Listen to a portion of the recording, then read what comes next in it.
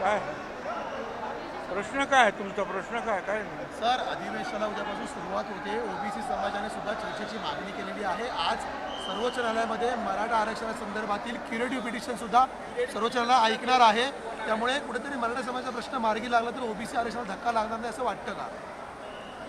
मला असं वाटतं आता बाकीच्या काही गोष्टी करण्याची आवश्यकता दिसत नाही. याचं कारण असं आहे की सगळेच मराठा समाजाचे लोक जे आहेत हे कुणबी सर्टिफिकेट घेत आहेत आणि ओबीसीमध्ये येत आहेत. त्याच्यामुळे आता मराठा हा महाराष्ट्रामध्ये शिल्लकच राहणार नाही, सगळे कुणबीच होणार आहे. म्हणजे बाकीच्या उपायाची काही गरज आहे असं मला काय वाटत नाही.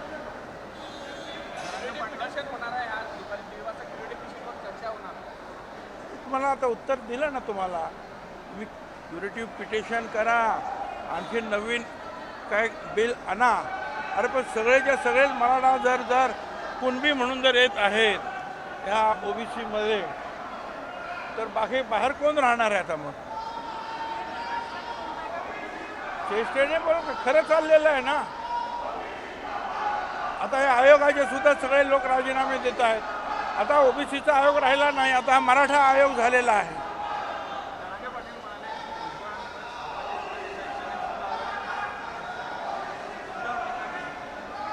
त्याचं त्या रोजचं काम आहे, त्याच्याशिवाय त्याचं भाषण कोण ऐकणार नाही आहे.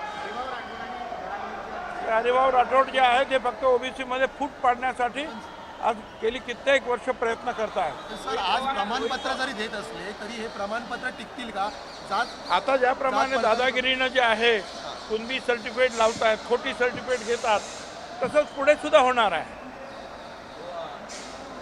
पुढे सुद्धा जे आहे जात पडताळणीचं हेच होणार आहे. कोण फोन करणार, कोण दादागिरी करणार आणि जात पडताळणी सुद्धा अशीच होणार आहे. ते त्यांना विचारा ना, मला काय माहिती. मला काही कल्पना नाही. ते कोणा त्यांना विचारून घ्या. पण तुम्हाला वाटत नाही का ज्या पद्धतीनं मराठा या विषयावर एक दिवस सभागृहात चर्चा होणार आहे तशी ओबीसीसाठी पण दिवस राखीव ठेवायला पाहिजे? काय करायचं आता चर्चा घेऊन? अहो सगळेच तर मराठा ओबीसीमध्ये आता येऊ घातलेले आहेत आणि सगळेच सर्टिफिकेट घेत आहेत आणि त्याच्यासाठी सगळ्या बाजूने प्रयत्न सुरू आहेत. ते नाही मोठी शिंदे गावागावात फिरत आहेत आणि सांगतात असं करा तसं करा, हे द्या ते द्या. आता बाकीच्याची गरज काय? झालं सगळं. आता सगळेच ओबीसी झाले, मराठा शिल्लक नाही आता याच्या पुढे महाराष्ट्रामध्ये. सगळे कुणबी.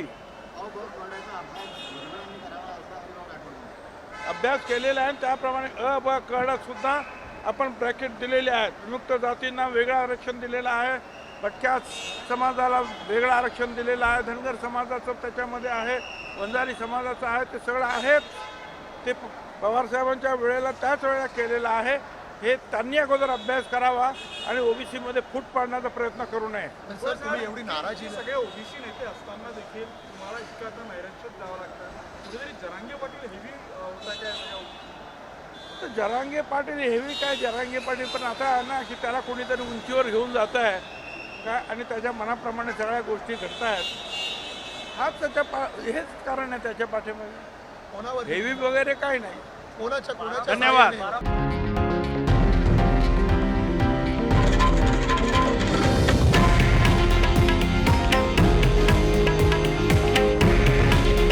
हे आहे देशातील नंबर 1 न्यूज नेटवर्क आणि आपण पाहत आहात TV9 मराठी. काळजी तुमची, हित महाराष्ट्राचं.